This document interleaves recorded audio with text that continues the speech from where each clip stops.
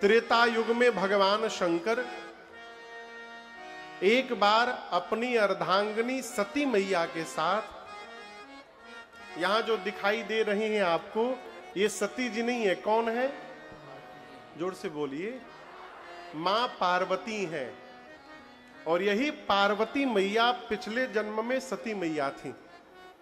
मां भवानी को लेकर, सती मैया को लेकर शंकर भगवान कैलाश से उतरे और दंडकारण्य में अगस्त्य मुनि के आश्रम पर राम कथा सुनने गए। इसके पीछे भी एक कथा है। आप में से कोई विंध्याचल का है? विंध्याचल मिर्जापुर के आसपास? हाँ ठीक है, देख लिए। हाँ, वहां विंध्य पर्वत है। विंध्याचल में विंध्य पर्वत है। एक बार विंध्य पर्वत इतना विस्तार अपना करने लगे, इतना विस्तार करने लगे कि देवता डर गए कि इतना बढ़ रहे हैं तो आगे क्या होगा। तो सभी धरती पर जितने पर्वत हैं, सभी पर्वतों के गुरु हैं श्री अगस्त्य मुनि। अगस्त्य मुनि काशी में रहते थे। तो देवताओं ने जाकर अगस्त्य मुनि से कहा कि आप अपने शिष्य विंध्य को समझाइए, इतना न बढ़े। अगस्त्य मुनि बोले, देखो उनको समझाने के लिए मुझे काशी छोड़ के जाना पड़ेगा। अब मैं काशी छोड़ के कहीं जाने वाला हूं नहीं, मना कर दिया। तब देवताओं ने भगवान विश्वनाथ से प्रार्थना किया कि आप अपने काशी में बसे इन अगस्त्य मुनि को समझाइए।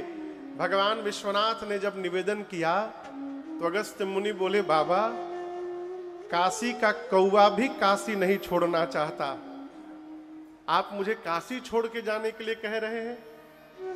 तब भगवान शंकर ने कहा कि मेरी आज्ञा है, आप जाइए, और मैं वचन देता हूं आप धरती के जिस कोने में रहिएगा, एक दिन सब परिवार आपके आश्रम पे आऊंगा और बैठ करके आपके मुख से 9 दिनों तक राम कथा को श्रवण करूंगा। ये मेरा वचन है आपको। तब अगस्त्य मुनि गए। जब गए तो विंध्य ने सिर झुकाकर उनको प्रणाम किया। आप जब रीवा जाते हैं ना प्रयाग से, तो एक जगह पड़ता है सिरमौर। जानते हैं आप लोग, सिरमौर जगह पड़ता है। ऐसी मान्यता है कि वहीं पर विंध्य पर्वत का सिर है। उसने सिर झुका के चरण में जब प्रणाम किया और प्रणाम करते करते पूछा, गुरुदेव आज्ञा करिए। तो अगस्त्य मुनि बोले, मैं जब तक लौट कर ना आ जाऊं, जैसे हो वैसे ही बने रहना। बोलकर अगस्त्य मुनि दंडकारण्य में गए और आज तक उधर से लौटकर यहां काशी की तरफ नहीं आए। और आज भी वो उसी मुद्रा में, प्रणाम करने की मुद्रा में विंध्य पर्वत वहां पड़े हुए हैं। इसी वचन को पूर्ण करने के लिए भगवान शंकर सती मैया के साथ अगस्त्य मुनि के आश्रम में कथा सुनने गए। अगस्त्य मुनि तो देखे तो नाचने लगे, बिठा करके पूजन किया, आरती उतारी और 9 दिनों तक कथा सुनाए। लेकिन आपको सुनकर आश्चर्य लगेगा, सती मैया बगल में बैठी रही, लेकिन मां ने कथा नहीं सुनी। किसने सुनी? सुनी महेशा परम सुख माने, राम कथा मुनि बरज बखाने। केवल भगवान शिव ने कथा को श्रवण किया, केवल। बुरा न मानिएगा, भगवान से प्रार्थना करते हैं ऐसा कोई यहां ना हो, लेकिन जितने लोग यहां बैठे हैं सब कथा सुन ही रहे हैं, ऐसा आवश्यक नहीं है। और एक निवेदन करूं माताओं से विशेष करके, अभी दूसरा दिन है, पंडाल ये भरी गया, कोई भी असली गहना पहन के ना आवे कथा में। मेरी प्रार्थना है आपसे। कई लोग काटने के लिए ही आते हैं, कथा सबकी मनोकामना पूरी करती है।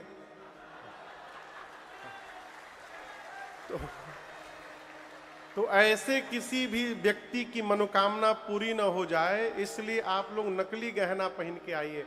हम कहते हैं क्यों पहन के आना कथा में, किसको दिखाना?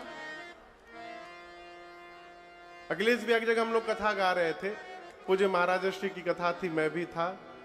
एक माई पूरा गहना से लद के आवे, सामने बैठे।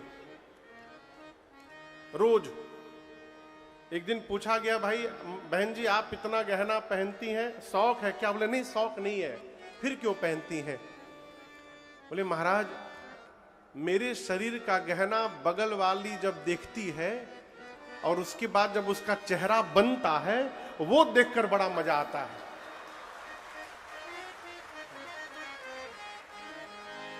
लेकिन उसमें से कहूं गहनवा यदि कट गया ना, तो फिर जो आपका चेहरा बनेगा। इसलिए मेरी प्रार्थना है, बाद में पश्चाताप हो, इसलिए पहले ही सावधान रहना है। आज भले कोई पहन के आ गया है, हर 5 मिनट पर टोटे रहिएगा बानू, कल से कोई ना पहन के आवे।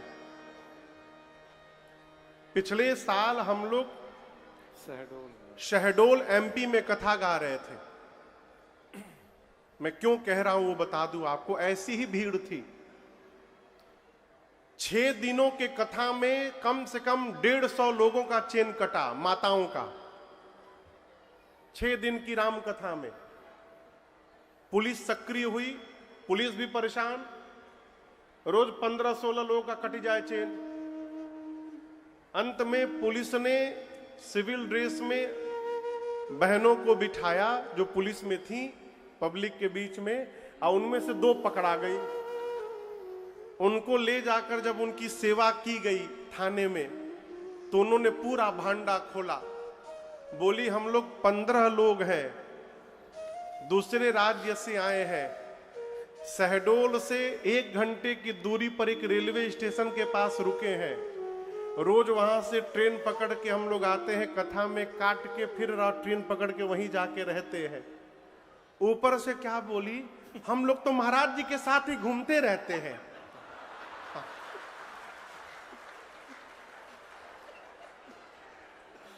वो ऐसे बोली जैसे महाराज जी हायर करके रखे उनको, हम उनके साथ ही घूमते रहते हैं। अभी वहां गए थे सिंगरौली में, वहां काटे वहां काटे, पुलिस ने इतना मारा, बोले आज के बाद बोलना मत कि उनके साथ घूमते रहते, वो तुमको रखेगा। तो ऐसी परिस्थिति ना आवे, मेरी प्रार्थना है। गहना पहनना हो तो नकली पहनिए, कौन पहचान, कौन लेके रगड़ेगा। लोग असली के नाम पर नकलिए पकड़ाए पड़े हैं। आनंद में रहिए, हाँ आनंद में रहिए। भगवान शंकर मां भवानी के साथ पहुंचे, कथा भई, लेकिन मां ने कथा नहीं सुनी। क्यों नहीं सुनी? पूर्वाग्रह से ग्रसित हो गई। ये क्या कथा सुनाएंगे, जो स्वयं हमारी आरती उतार रहा है, वो क्या कथा सुनाएंगे? कथा के बाद भगवान शंकर राम जी की भक्ति दक्षिणा के रूप में दे करके और चले आकाश के मार्ग से। और उसी समय गोस्वामी जी कहते हैं, तेहि अवसर भंजन मही भारा, हरि रघुवंश लीन अवतारा। तेहि अवसर भंजन मही भारा, हरि रघुवंश लीन अवतारा। पिता बचन तजी राज उदासी, पिता बचन तजी राज उदासी। दंडक बन विचरत अविनाशी, दंडक बन विचरत अविनाशी। रावण मरन मनुज कर जाचा, प्रभु विधि वचन कीन चह साचा। रावण मरन मनुज कर जाचा, विधि वचन कीन चह साचा। भगवान शंकर कैलाश चले आकाश के मार्ग से। कौन सा युग था वो? त्रेता युग। कौन सा युग था? राम जी किस युग में आते हैं? बोलिए। 4 गो युग है, 4 बार बोलिए, कोनो ना कोनो तो फंसिए जाएगा। किस युग में राम जी आते हैं? त्रेता युग में। गोस्वामी जी कहते हैं जिस समय भगवान शंकर कैलाश के लिए चले, उस समय राम जी अवतार लेकर के पंचवटी में थे, और उसी दिन रावण सीता मैया का हरण करके गया है, और राम जी लक्ष्मण जी सीता मैया को रोते रोते ढूंढ रहे हैं धरती पर। ऊपर से भगवान शंकर जा रहे हैं। देखिए, आपसे एक निवेदन करूं, कथा तो सभी सुन रहे हैं, लेकिन कथा सुनने का जो त्वरित प्रभाव होता है जीवन में, वो जानते हैं क्या है? कथा सुनने के बाद यदि भगवान को देखने की प्यास बढ़ जाए तो समझिए आपने बैठ के कथा को श्रवण किया है।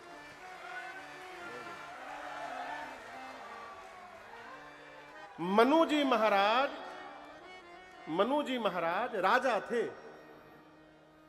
अयोध्या के राजा थे मनु जी महाराज। चौथे पन में राज सत्ता अपने पुत्र को सौंप करके उत्तानपाद जी को और शत्रुपा मैया के साथ नैमिषारण्य में, लखनऊ के आगे, कोई नैमिषारण्य का है यहां पर? सीतापुर नैमिषारण्य का कोई नहीं है, माने सब प्रयागे वाले लोग हैं। ठीक, एक लोग है, ठीक है। नैमिषारण्य चले गए, वहां मुनियों के साथ रहने लगे, सत्संग में गति करने लगे। एक दिन शत्रुपा मैया से बोले, देवी जिसकी कथा इतनी सुंदर है वो भगवान कितने सुंदर होंगे। आप दर्शन करिए, कथा सुनते सुनते भगवान को देखने की प्यास जग गई। मुनियों से पूछे कि हम उस भगवान को देखना चाहते हैं। मुनियों ने भगवान का 12 अक्षर मंत्र दिया और कहा इस मंत्र का जप प्रारंभ करिए। 23,000 वर्ष तक जपे दोनों। कितने दिन? 23,000 वर्ष जपे, तब जाकर भगवान की आवाज सुनाई पड़ी। आपको बताऊं, तपस्या करते करते शरीर के मांस गल गए थे, केवल हड्डी बचा था शरीर में। लेकिन 23,000 वर्ष बाद जैसे भगवान की ब्रह्मवाणी सुनाई पड़ी, मनु जी और शत्रुपा जी का शरीर रिष्ट पुष्ट हो गया। मनु जी शरीर देखे और शत्रुपा मैया से बोले, देवी जिसकी आवाज सुनाई पड़ी तो इतना परिवर्तन हुआ, वो दिखाई दे देगा तो कितना परिवर्तन हो जाएगा। बोले, प्रभु हम आपको देखना चाहते हैं। तब राम जी ने प्रकट होकर साक्षात दर्शन दिया उनको। ये प्रारंभ कैसे हुआ? कथा सुन करके। कथा सुनकर यदि भगवत दर्शन की चाह बढ़ रही है तो ये कथा का प्रभाव है जीवन पर। शंकर भगवान कथा सुन के जा रहे हैं, मन में सोच रहे हैं, प्रभु अवतार लेके लीला नीचे कर रहे हैं, यदि दर्शन हो जाता तो धन्य हो जाता मैं। और जैसे सोचे उसी समय राम जी को भगवान शंकर ने देखा। इज शंभो समायाते ही राम ही देखा, शंभो समायाते ही राम ही देखा, उपजा ही अति हरस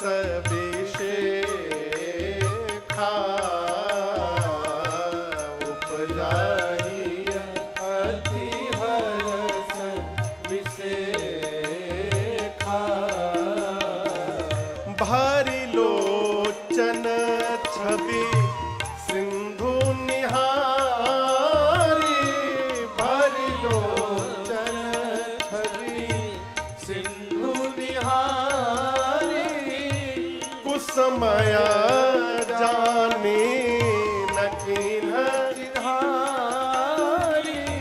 कुछ समय जाने न चिन्हारी। बोले, जय सच्चिदानंद जग पावन,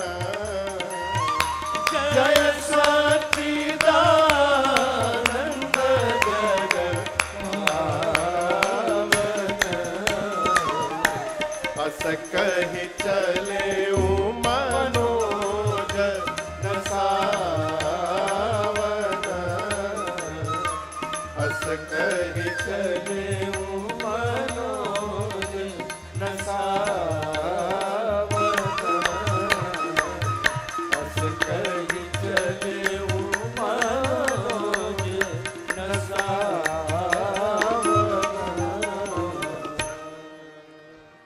भगवान शंकर ने राम जी को रोते हुए देखा और बाबा बोले, क्या बोले?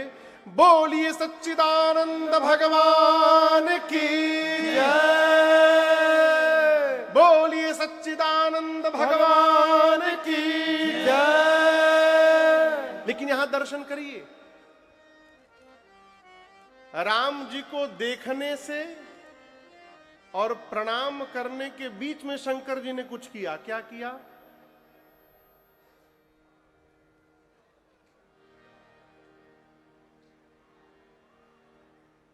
शंकर जी ने राम जी को देखा रोते हुए और उसके बाद, हे सच्चिदानंद भगवान आपकी जयकार हो, जय हो। इन दोनों के बीच में शंकर जी ने कुछ किया। क्या किया?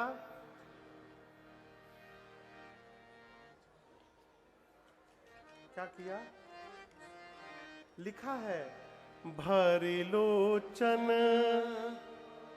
छवि सिंधु निहारी। क्या किया शंकर जी ने? आंख भर करके पहले राम जी को देखा। मैं क्यों सुना रहा हूं? किसी भी मंदिर में भगवान के सामने जब जाइए ना, कहिए सुनिए बाद में, पहले प्रयास करिए जितना हो सके उनको निहार करके इस आंख में बसा लिया जाए। उसके बाद में जयकारा लगाना है, कुछ भी करना कहिए, भगवान को देखिए। मंदिर में भगवान को देखने का लाभ है। क्या देखें महाराज?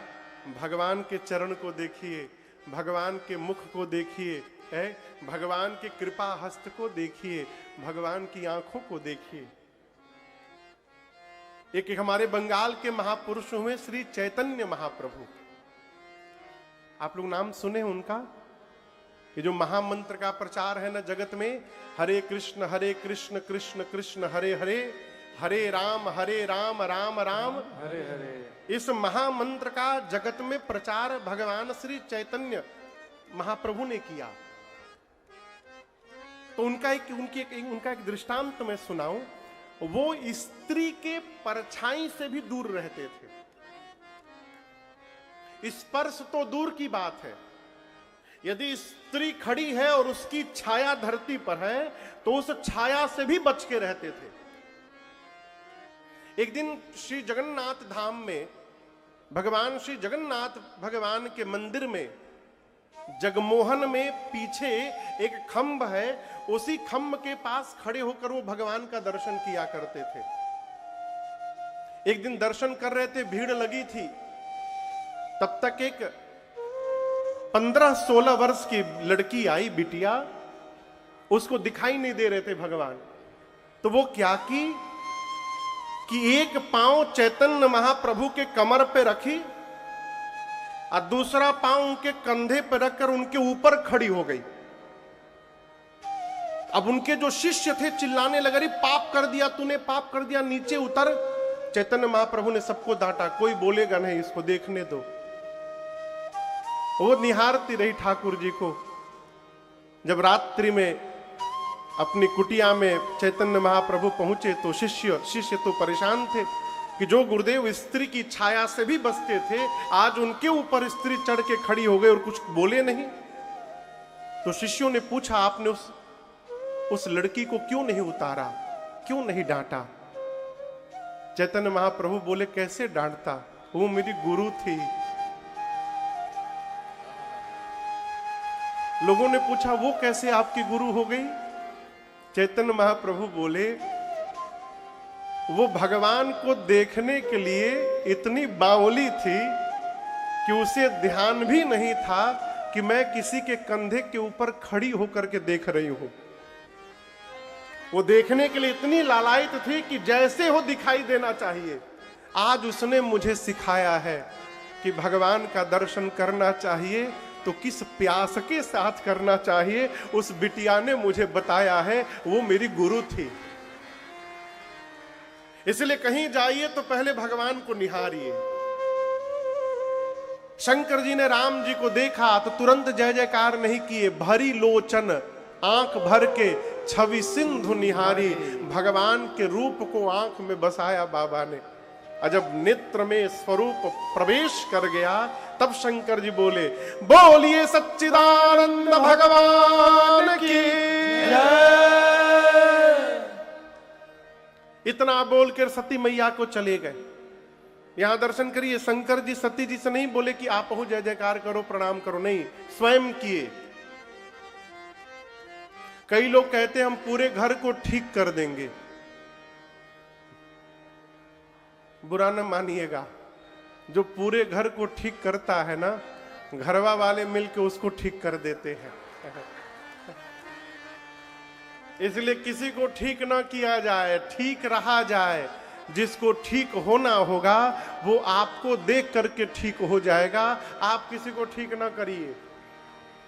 बाबा नहीं बोले कि आप भी देवी प्रणाम करो। और स्त्री को, पत्नी को, यदि पति किसी को प्रणाम कर रहे हैं तो पत्नी को यह नहीं पूछना चाहिए कि हम करें कि ना करें, पत्नी को अनुगामी होकर के प्रणाम करना चाहिए। लेकिन शंकर जी के इस प्रणाम ने मां सती को भ्रम में डाल दिया। मां सती बोली नहीं नहीं, ये भगवान नहीं हो सकते। कहीं भगवान भी पत्नी के लिए रोएंगे क्या? ये तो पत्नी के लिए रो रहे हैं। भगवान होते तो इनको पता नहीं रहता मेरी पत्नी कहां है। नहीं, ये भगवान नहीं है। भगवान शंकर ने बहुत समझाया। जब सती मैया नहीं मानी तो बाबा ने कहा, जो तुम्हारे मन अति संदेह तो किन जाय परीक्षा ले। यदि आपके मन में इतना ही संशय भरा है देवी, तो भी वो बहुत दूर नहीं गए होंगे। मैं इसी बरगद के वृक्ष के नीचे बैठा हूं और आप जाइए उनकी परीक्षा लेकर के आइए। सती मैया परीक्षा लेने चली गई। अब भगवान शंकर बैठकर सोचने लगे कि मैं समझा रहा हूं और सती के समझ में बात नहीं आ रही है। इसका केवल और केवल एक अर्थ है कि विधाता सती से विमुख हो गए हैं। अब सती का भला होने वाला नहीं है। ये सिद्धांत कहता है, जीवन में जब अपने से श्रेष्ठ की बात समझ में आनी बंद हो जाए, विपिन भैया, अपने से बड़े की बात जब समझ में आनी बंद हो जाए, इसका अर्थ है कि हमारा सर्वनाश अब निकट आ गया है। ये सीधा अर्थ है। ये ताली बजाने के लिए नहीं है, समझने के लिए है।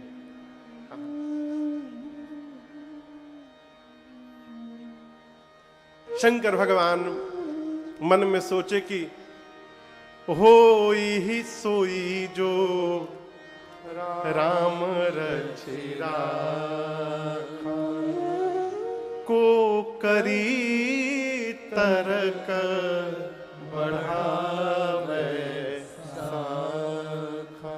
अपनी ओर से 2-3 बार प्रयास करना चाहिए। यदि सामने वाला नहीं समझ रहा है तो ये मान लीजिए अब जो ठाकुर जी रचे हैं वही होके रहेगा। अब हरि इच्छा। भगवान शंकर बैठ के भजन करने लगे। सती मैया सोची कैसे परीक्षा करूं। ये अपनी पत्नी सीता को ढूंढ रहे हैं। यदि मैं सीता जी का रूप बना लूं और उनके पास चली जाऊं तो पता चल जाएगा। भगवान होंगे तो जान जाएंगे सती नहीं, सीता नहीं सती है। अब मैं जानती हूं भगवान नहीं है, देखते दौड़ के आएंगे सीता सीता कह के। राम जी लक्ष्मण जी के आगे आगे सीता जी का रूप बना के सती मैया चलने लगी।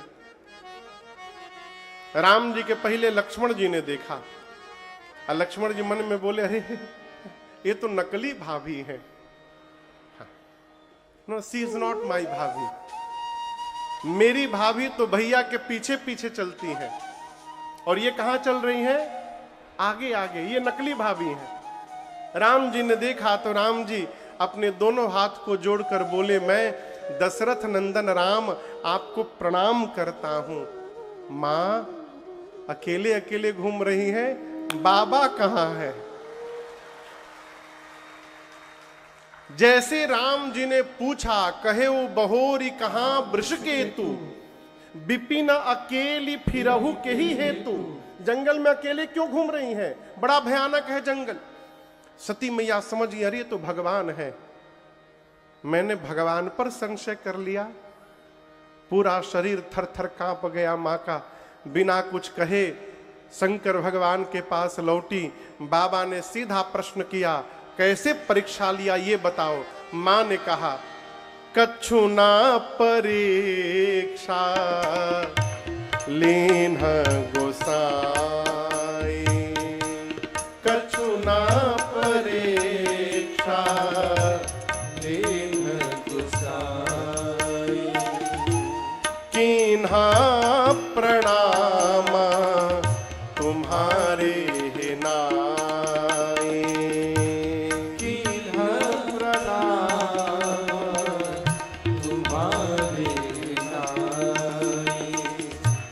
तो तुम कहा सुमृषा न होई, तो तुम कहा सुमृषा न होई, मोरे मन प्रतीत यदि सोई, मोरे मन प्रतीत यदि सोई, मोरे मन प्रतीत यदि सोई।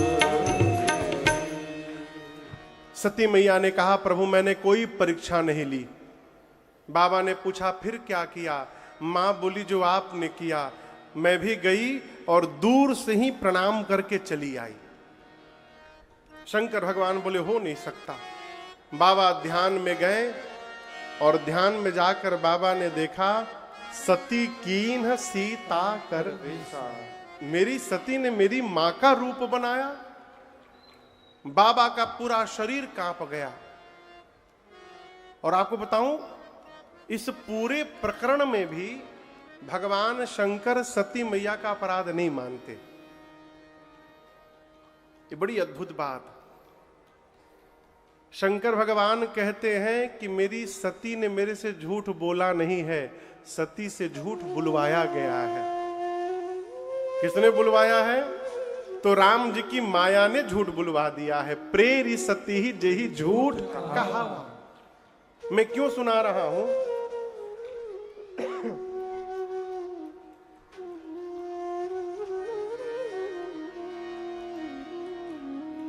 किसी बुरे आदमी से कहिए कि किसी में अच्छाई ढूंढो, तो उसको किसी में अच्छाई नहीं दिखाई देती। किसी अच्छे आदमी से कहिए किसी में बुराई ढूंढो, उसको किसी में बुराई नहीं दिखाई देती। ये कथा कहती है, जिसके साथ जीवन भर रहना है उसके अंदर कमी देखना बंद किया जाए। इतना होने के बाद भी शंकर भगवान मां सती की कमी नहीं देख रहे, उनका दोष नहीं मानते। कहते सती का दोष नहीं है, ये राम जी की माया ने झूठ कहलवाया है। प्रेरी सती ही जई झूठ कहावा। लेकिन समस्या क्या है? मान लीजिए हम आपको यहां कथा सुनाने आए हैं सूरत में, हम आपको ठग के चले जाएं। ऐसा हम करेंगे नहीं, लेकिन मान लीजिए हाँ, हम आपको ठग लें और ठग के चले जाएं, तो मेरे जाने के बाद जीवन पर्यंत आप जब जब मेरा नाम सुनिएगा, आपको ये बाद में याद आएगा कि मैं राम कथा गाता हूं। पहले याद ये आएगा, वही ना जो हमको ठग के गए थे। शंकर भगवान कहते हैं, आज के बाद जब जब सती मुझे दिखाई पड़ेंगी, मुझे सबसे पहले यही याद आएगा कि सती ने मेरी मां का रूप बनाया था। और जिसको देखने के बाद मां की याद आएगी, उसके साथ मैं गृहस्थ धर्म का निर्वाह कैसे कर पाऊंगा। परिणाम उसी समय मन में संकल्प करके और जीवन भर के लिए भगवान शंकर ने सती मैया का त्याग कर दिया। यही तन सती ही भेंट मोहिना। आकाशवाणी हुई, आकाशवाणी ने भगवान शंकर की प्रशंसा की। सती मैया बार बार पूछती हैं, प्रभु आपने कौन सा प्रण कर लिया? बाबा बोले नहीं, कैलाश गए और कैलाश जाकर भगवान शंकर सहज स्वरूप में प्रवेश कर गए।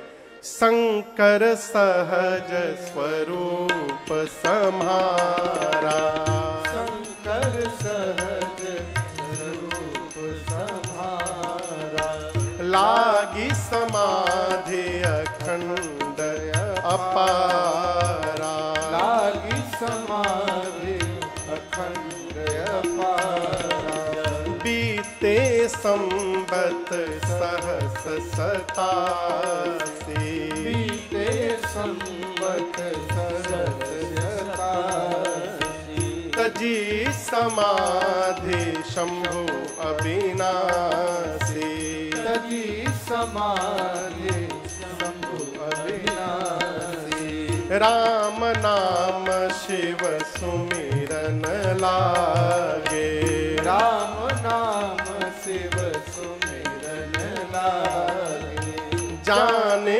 उसते जगत पति जाने, जाने सते जगत पति जाने, जाई शंभु पद बंदन कीन्हा, जाई शंभु पद बंदन कीन्हा, सन्मुख शंकर आसन दीन्हा, सन्मुख शंकर आसन दीन्हा, आसन मुख शंकर आसन दीन्हा। भगवान शंकर सहज स्वरूप को संहारे।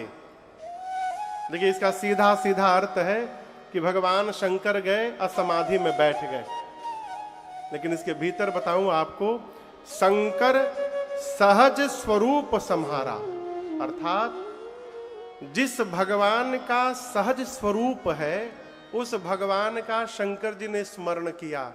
किनका सहज स्वरूप है? तो मेरे पीछे जो रघुनाथ जी हैं ये सहज स्वरूप में है। सहज स्वरूप, सहज सुंदर सांवरो।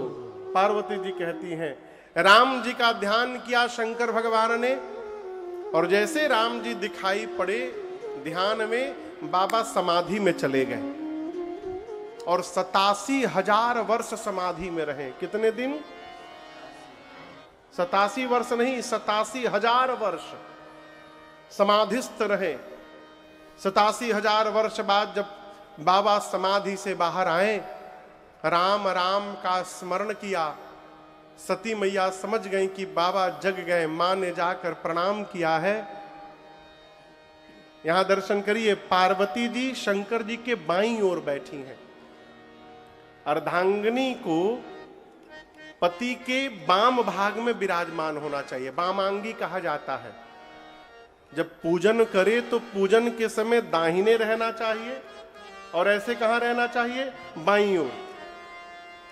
लेकिन आज जब सती मैया शंकर जी के सामने आई हैं, प्रणाम की हैं, तो बाबा ने बाईं ओर नहीं बिठाया। कहां बिठाया? सन्मुख शंकर आसन दीन्हा। बाबा ने अपने सामने आसन देकर मां को विराजमान किया। शंकर भगवान सोचे कि 87,000 वर्ष से अकेली हैं, बहुत कष्ट हुआ होगा। मां सती के दुख को समाप्त करने के लिए शंकर भगवान कथा गाने लगे, राम जी की कथा गाने लगे। सती मैया बैठ के कथा सुन रही है, जैसे आप लोग सुन रहे हैं। आपको एक बात बताऊं, इसी गुजरात के जामनगर में हम लोग राम कथा गा रहे थे 2019 में। मिश्रा जी, हाँ, तो 9वें दिन की कथा दिन में हुई, सुबह के सत्र में। बाकी दिन तो शाम को कथा थी। तो मैं आपको बताऊं, जहां कथा हो रही थी, ठीक पंडाल के पीछे एयरफोर्स का बाउंड्री वॉल था।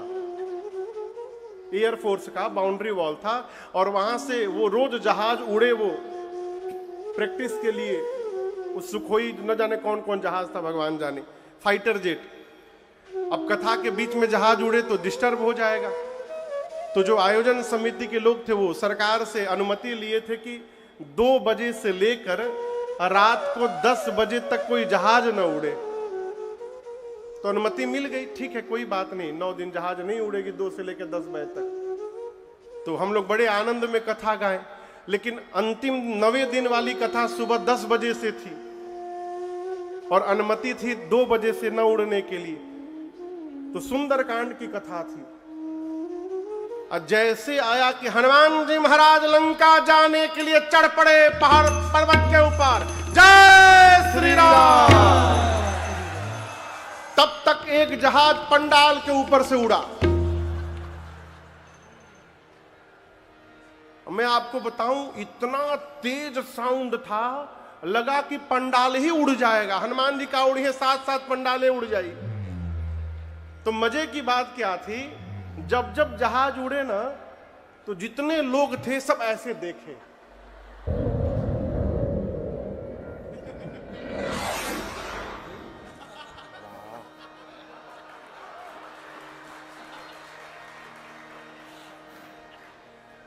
अभी बहुत आइटम लेके बैठे हैं।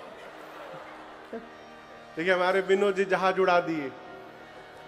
तो जब जब हर 10 मिनट पर एक जहाज उड़े, उस दिन पूरी कथा में जहाजे उड़ा है। तो जैसे जहाज उड़े तो पूरा पंडाल ऐसे देखे। हमको ये समझ में ना आवे कि पर्दा लगा है ऊपर, जहाज दिखाई देगा नहीं, तो फिर सब लोग ऊपर काहे देख रहे हैं। मैं क्यों सुना रहा हूं, शंकर भगवान कथा गाने लगे, उसी समय सती मैया के पिता दक्ष को ब्रह्मा जी ने बहुत बड़ा पद दे दिया, और दक्ष जैसे पद मिला अभिमान हो गया। अभिमान हो गया। प्रतिष्ठा मिलना बड़ी बात नहीं है, प्रतिष्ठा मिलने के बाद उस प्रतिष्ठा को पचा लेना ये बहुत बड़ी बात है। उसको पचा करके सामान्य बना रहना बहुत कठिन है साहब। आदमी जब कुछ नहीं रहता है तो झुक के रहता है, जैसे कुछ बन गया। सबसे पहले तो पूरा गांव से केस लड़ता है, सबसे झगड़ा है। बहुत कठिन है, अभिमान हो जाता है। अभिमान कब नहीं होगा, जब जीवन में कुछ भी प्राप्त हो रहा हो, आप यही मानिए कि हमारे मेहनत से नहीं मिल रहा है, ये हमारे ठाकुर जी की कृपा से प्राप्त हो रहा है, अभिमान नहीं होगा। ये महामंत्र है, हमेशा जपते रहिए। करते हैं मेरे राम जी। कौन कर रहा है? राम जी। और मेरा नाम हो रहा है, मेरा आपकी कृपा से सब काम हो रहा है, मेरा आपकी कृपा से सब काम हो रहा है। करते हैं मेरे राम जी, करते हैं मेरे राम जी, और मेरा नाम हो रहा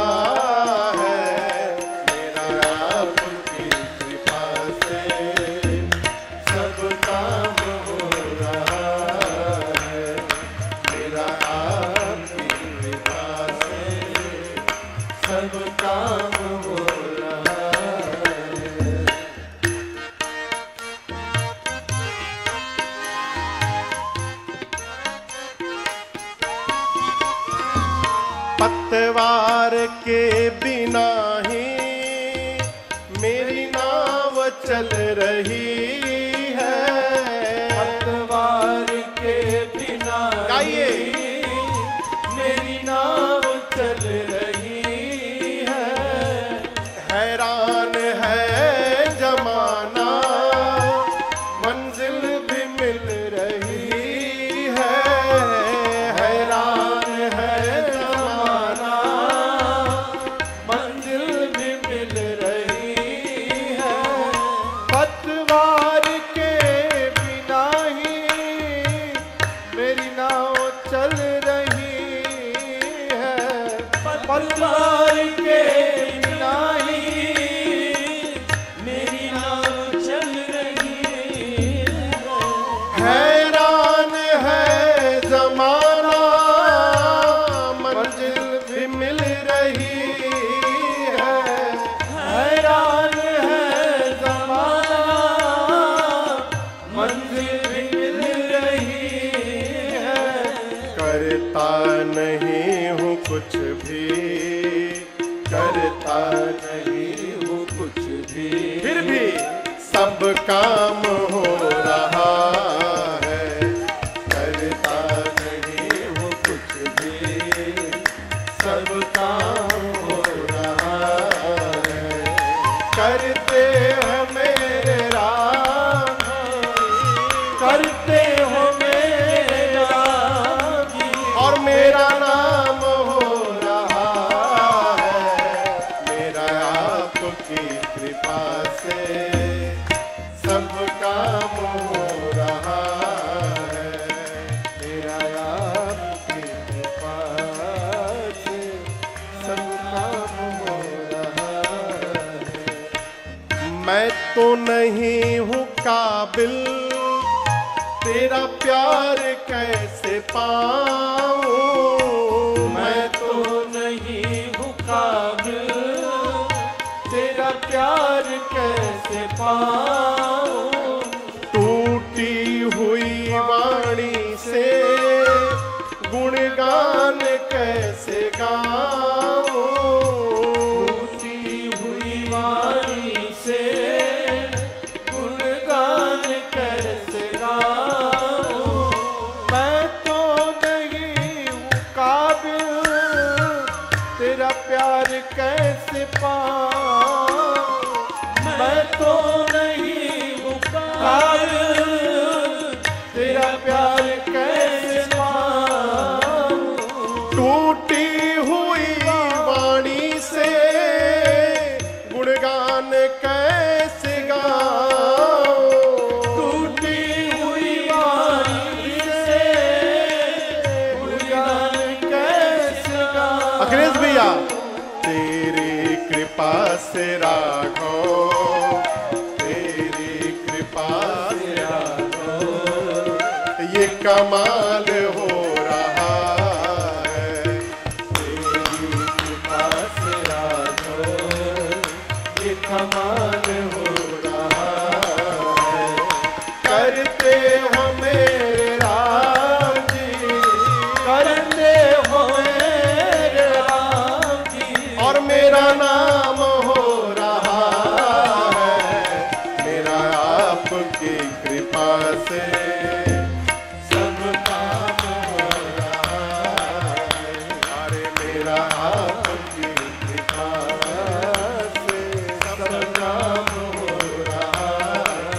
अरे रे सब काम हो रहा है। अरे सब काम हो रहा है।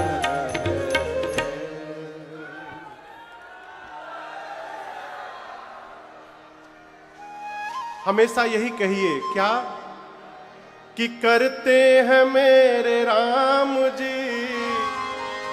कौन कर रहा है?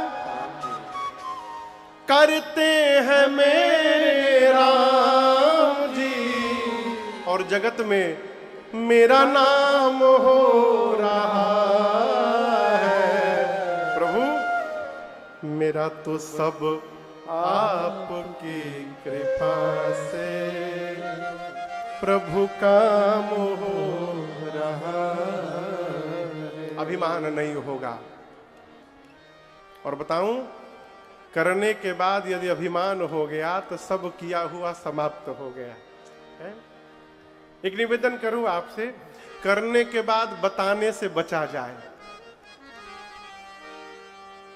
यदि आपने कुछ कर दिया तो उसको बताया न जाए। बहुत पहले हमसे महाराज श्री बोले थे कि राजन, जीवन में कभी शोर मत करना, काम ऐसा करना कि शोर होने लगे।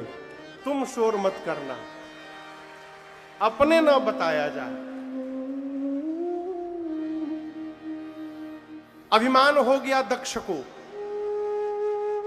और भगवान शिव जो उनके दामाद हैं, दक्ष अपने दामाद को ही अपना शत्रु मानते हैं। क्यों जानते हैं? एक बार शंकर जी ने उनको प्रणाम नहीं किया इसलिए। कई लोग इतना सम्मान का भूख लेके निकले हैं कि हर कदम पर उनका अपमान होता रहता है। कथा में गए, सोफा नहीं मिला, हमारा अपमान हो गया। मंच पर माला नहीं मिली, हमारा आज के बाद हम कथा में जइबे नहीं करेंगे, हमको माला नहीं मिली। बताइए, इतना सम्मान का भूख लेके क्यों घूम रहे हैं? कथा कहती है, सम्मान की चाह से जहां जहां जाइएगा अपमानित होकर लौटना पड़ेगा। कल्पना ही मत करिए कि कोई सम्मान करेगा। यदि सम्मान मिल रहा है, ठाकुर जी की कृपा है, नहीं मिल रहा है, हम तो सोचे ही नहीं थे, हरिहर आनंद में है। सोफा पर बैठेंगे सोच करके कथा में आइएगा, और यदि संयोग बस नीचे बैठना पड़ जाए तो 3 घंटा डिस्टर्ब रहिएगा। कथा कम सुनिएगा, बार बार जो सोफा पे बैठा उसी को देखिएगा। बगल वाले से पूछिएगा, हमसे ढेर वीआईपी हैं का ये लोग। और यदि नीचे बैठकर आगे सोचेंगे कि नीचे बैठ के सुनूंगा, सोफा मिल गया तो हरी कृपा, नहीं मिला तो हम तो नीचे ही बैठ के सुनने के लिए आए थे, इससे अधिक और आनंद क्या होगा, है?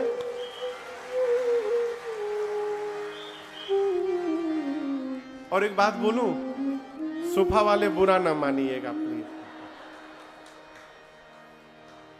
बहुत पहले हम एक शादी में गए थे, तो मिश्रा जी वहां दरवाजे पर केवल 5 कुर्सी थी। ये हम लगभग 30-35 साल पहले की बात बता रहे हैं। वहां दरवाजे पर 5 कुर्सी थी केवल। तो जो जाता था उस कुर्सी पर बैठता था। वो तभी तक बैठा रहता था जब तक नया कोई ना आ जाए। नया आता था तो वो उनको उठा दिया जाता था, नए को बिठाया जाता था। वो कब तक बैठे? जब तक और कोई ना आ जाए। कुर्सी पर बैठिएगा, सोफा पर। यदि आपसे कोई वीआईपी आ गया तो नीचे उतर के बैठना पड़ेगा। इसलिए पहले ही से नीचे बैठे रहिए। नीचे से कोई कहां उठा करके लेके जाएगा। आप जहां है वहां आनंद में बने रहिएगा। अपमान नहीं होगा। दक्ष को लगा कि शंकर जी ने उनका अपमान कर दिया, प्रणाम नहीं किया इसलिए। अब बाबा माला लेके राम राम में लगे थे, उनको पता नहीं चला कब उनके ससुर जी आ गए। भगवान शंकर को अपमानित करने के लिए दक्ष ने यज्ञ की रचना की, सभी देवताओं को बुलाया, छोड़ ब्रह्मा विष्णु महेश। और ये देवता कैलाश के ऊपर से ही जहाज लेके जाने लगे। तो जैसे पंडाल में सब लोग देख रहे थे, जैसे देवताओं का जहाज जाने लगा, सती मैया कथा छोड़ के जहाज देखने लगी।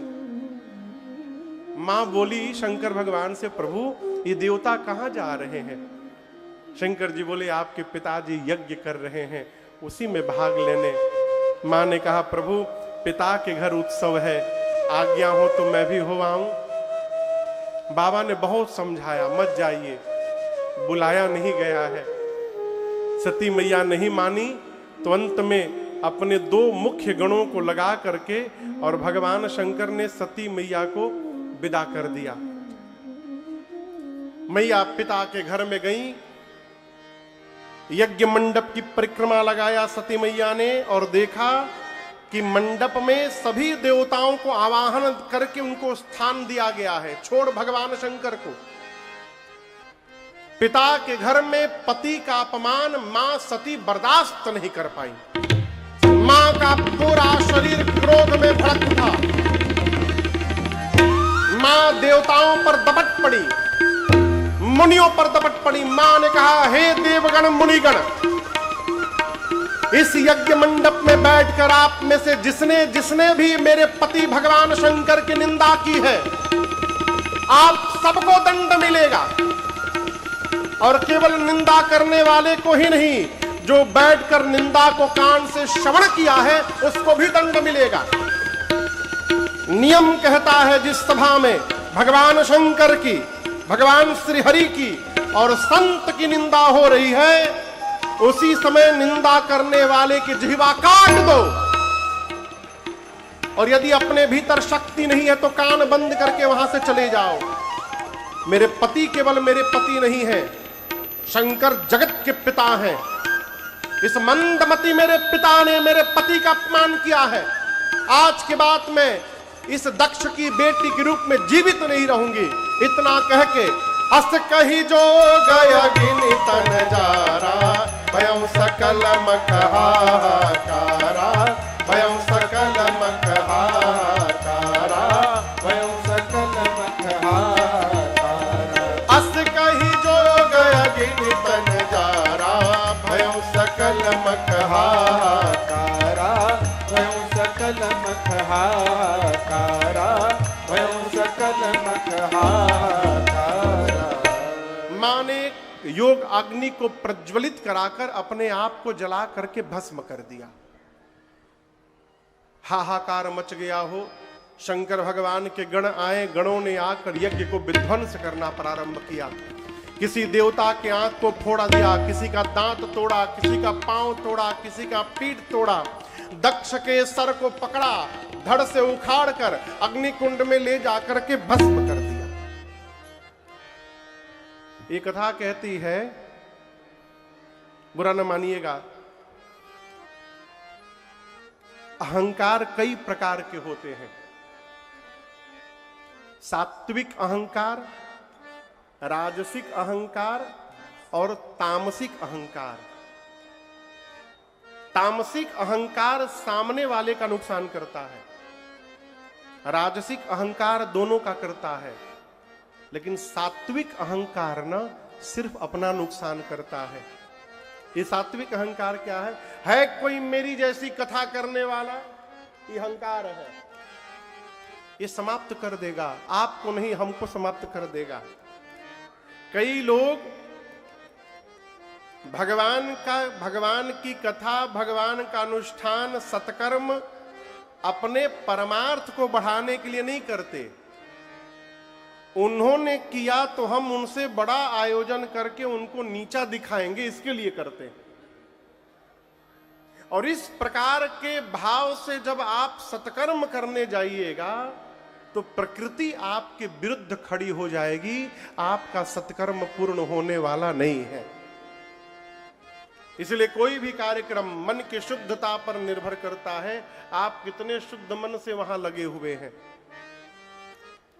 भगवान शिव को अपमानित करने के लिए यज्ञ की रचना की गई, यज्ञ विध्वंस हो गया। सती मैया मरने से ठीक पहले सती मरत हरिसन पर मांगा, जन्म जन्म शिव पद अनुरागा। विनोद जी कल से ठीक हो जाएगा। आज विवाह होने दीजिए बाबा का। आप कितनों घुमाइएगा वो पी पा करबे करेगा। आज